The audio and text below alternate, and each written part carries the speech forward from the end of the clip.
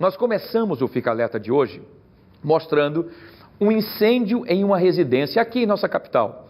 O repórter Bruno Protásio está neste momento no Corpo de Bombeiros justamente para trazer algumas orientações para a gente sobre como agir em casos como esses que nós mostramos. Então, Bruno Protásio, meu querido, boa tarde, prazer estar aqui conosco no nosso Fica Alerta para trazer essas informações importantes para que um caso aconteça, Deus queira que não aconteça, mas se acontecer, como se prevenir e como evitar que isso aconteça também. Boa tarde.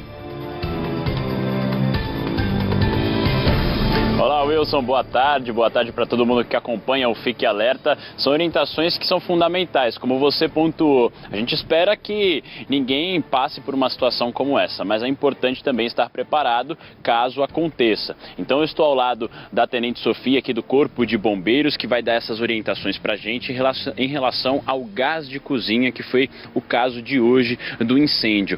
E, Tenente, a primeira forma de prevenção é justamente na hora da compra, né? Antes da gente falar dessa questão do vazamento, mas a prevenção já começa justamente quando você for adquirir o botijão, não é isso?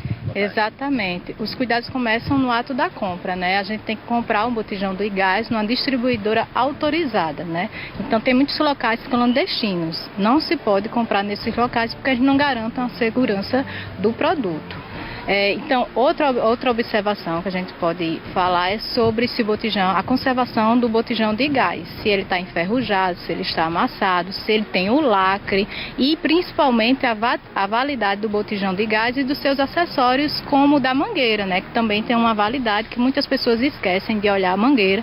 Ela tem uma validade que está lá registrada na própria mangueira e também observar se ela tem o certificado do Inmetro. Essa questão da validade é importante, que às vezes passa batido também dos acessórios, como nesse caso da mangueira. Normalmente é em média quanto tempo? Geralmente a mangueira são 5 anos, de 4 a 5 anos, depende do fornecedor. E o botijão de gás são 15 anos, mas depois da primeira requalificação são 10 anos. Além disso, a instalação dele também precisa de alguns cuidados, né? Sim, a instalação de um botijão de gás ela é muito simples. Ele foi produzido para fazer uma instalação manual, então não se deve usar ferramentas metálicas na instalação do botijão de gás. E aí depois que instala, né, que se coloca o registro, deve-se observar se há vazamento. Essa observação ela é feita com um teste simples, com espuma, usa uma esponja, água, sabão e coloca. Se borbulhar na conexão, né, no local da conexão, se borbulhar, é porque há indício de vazamento, aí você retira o registro novamente, vê se tem alguma sujeira e coloca ele novamente.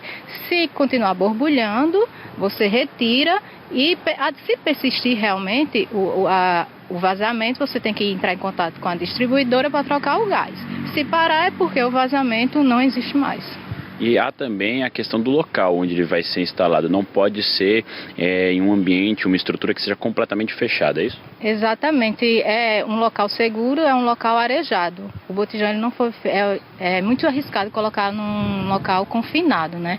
Então a gente tem que, quanto mais arejado, melhor. E evitar também a proximidade com materiais inflamáveis. Existem pessoas que colocam assim armários com alvejante, álcool, detergente, materiais inflamáveis a gente tem que evitar próximo do botijão, porque se houver um vazamento, um princípio de incêndio, facilita a propagação desse incêndio.